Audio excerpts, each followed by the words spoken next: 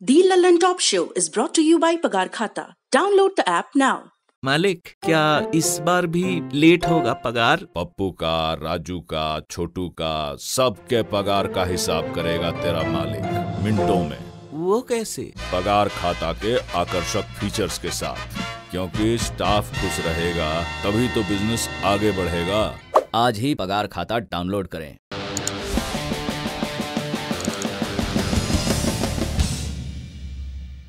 26 मार्च 2021 को बांग्लादेश की आज़ादी के 50वीं वर्षगांठ पर कार्यक्रमों की शुरुआत होगी। मीडिया रप्टों के मुताबिक प्रधानमंत्री नरेंद्र मोदी भी इस आयोजन का हिस्सा बन सकते हैं। इस दौरान भारत बांग्लादेश के द्विपक्षीय संबंधों को मजबूत करने के लिए दोनों देश एक कॉम्प्रिहेंसिव इकोनॉमिक पार्टनरशिप एग्रीमेंट यानी CAPA का ऐलान कर सकते हैं। इसकी तैयारी पिछले 1 महीने से चल रही है और इन्हीं तैयारियों के बीच हम जानते हैं कि बंगाल में विधानसभा चुनाव का ऐलान भी हो गया।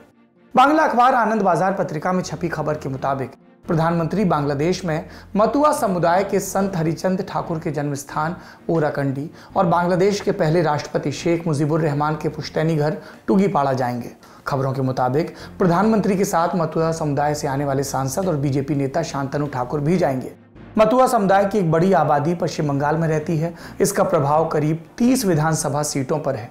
CAA के ऐलान के बाद इस समुदाय ने बीजेपी को वोट दिया था, क्योंकि समुदाय के काफ़ी लोग अब तक भारत की नागरिकता से वंचित हैं, ऐसा माना जाता है।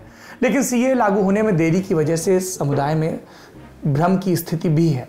पिछले दिनों प्रधानमंत्री और गृह मंत्री दोनों ने मतुआ समुदाय के धार्मिक शहर ठाकुरनगर में जनसभा की थी। यही वजह है कि प्रधानमंत्री के संभावित बांग्लादेश दौरे पर मतुआ समुदाय के धार्मिक स्थलों पर जाने को बंगाल चुनाव से जोड़कर देखा जा रहा है। राजनीतिक विश्लेषकों का मानना है कि अगर बीजेपी को बंगाल की सत्ता पर कब्जा करना है तो मतुआ समुदाय के समर्थन के बिना संभव नहीं। बंगाल में विधानसभा चुनाव के लिए प्रचारकों का मंच भी सजने लगा है।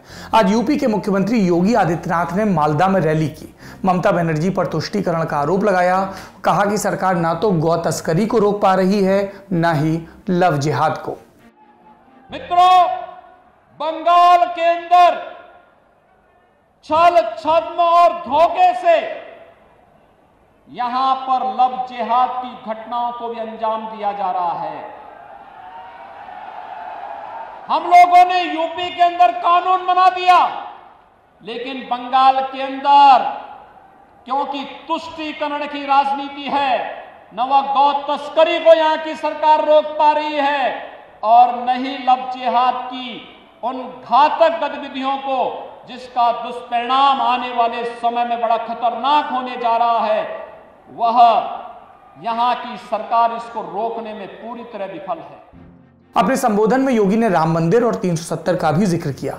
ये बंगाल में योगी आदित्यनाथ की पहली रैली है और पहली रैली के लिए मालदा ही क्यों चुना गया, इसका जवाब भी उनके भाषण में ही मिल जाता है। मालदा की आबादी में 51% हिस्सेदारी मुस्लिम समुदाय की है। कुल 12 विधानसभा सीटें हैं। 2019 के लोकसभा चुनाव के परिणाम देखें विधानसभा के हिसाब से तो यहां 12 में से 7 सीटों पर बीजेपी ने लीड किया था और जिले की 2 लोकसभा सीटों में से 1 सीट यानी कि मालदा उत्तर में जीत भी दर्ज की थी। दूसरी सीट मालदा दक्षिण पर कांग्रेस जीती थी और बीजेपी दूसरे नंबर पर रही थी और जीत का फासला सिर्फ 8,222 वोटों का था। मालदा जिले से अक्सर गौ तस्करी की खबरें आती रहती हैं। पिछले दिनों CBI ने गौ तस्करी से जुड़े मामले में एनमुल हक को गिरफ्तार किया था और तृणमूल युवा मोर्चा के नेता विनय मिश्रा के घर छापेमारी की थी। मालदा से अब कोलकाता की तरफ चलते हैं। 2 दिन पहले कोलकाता के ब्रिगेड मैदान पर कांग्रेस लेफ्ट गठबंधन की एक रैली हुई। रैली में उमड़ी भीड़ की तस्वीरें वायरल हुई, लेकिन इस भीड़ से उत्साहित कांग्रेस चुनाव की तैयारियों पर ध्यान लगाती इससे पहले ही पार्टी के 2 बड़े नेता आपस में भिड़ गए।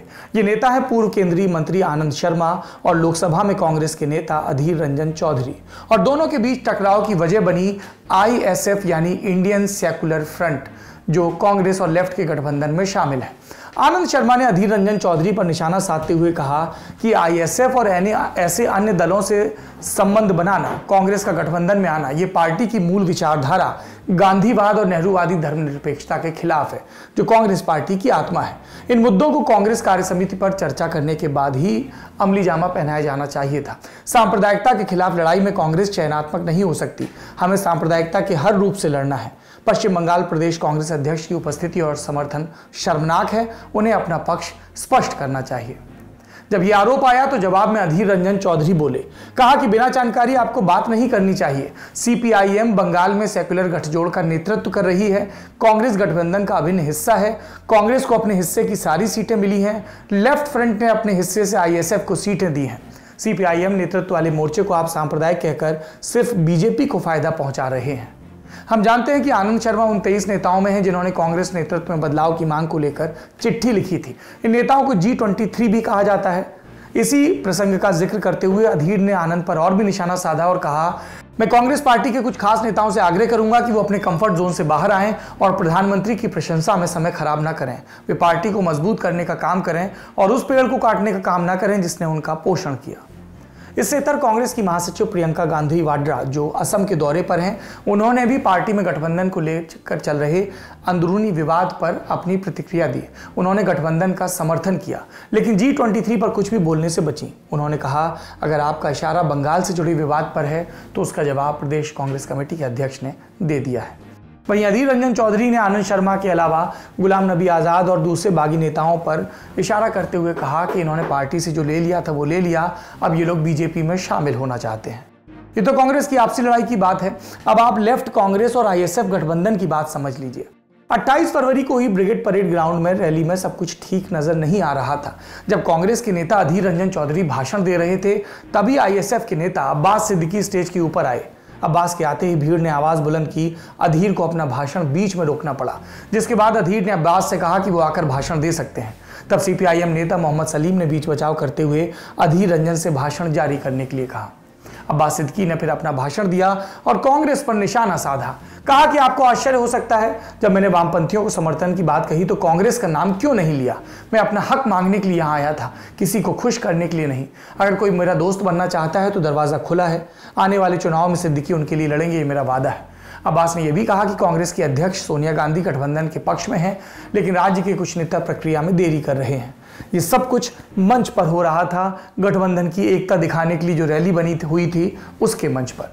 सीपीआईएम ने वाम मोर्चे के कोटे से आईएसएफ को 30 सीटें दी हैं, लेकिन कांग्रेस अपने मजबूत इलाकों में मालदा, मुर्शिदाबाद और दिनाजपुर में आईएसएफ को सीट देने के लिए राजी नहीं है।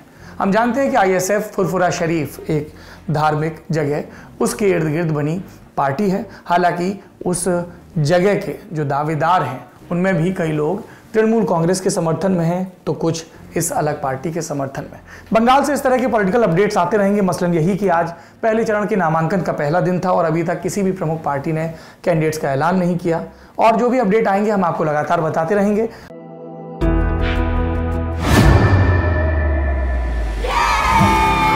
घुटना, कंधा या कमर, चाहे जैसा हो दर्द, डॉक्टर ऑर्थो आपको देता है दर्द से पूरी आजादी, एक भरपूर जिंदगी। ये कोई टेम्परेरी पेन किलर नहीं, आयुर्वेदिक औषधि है।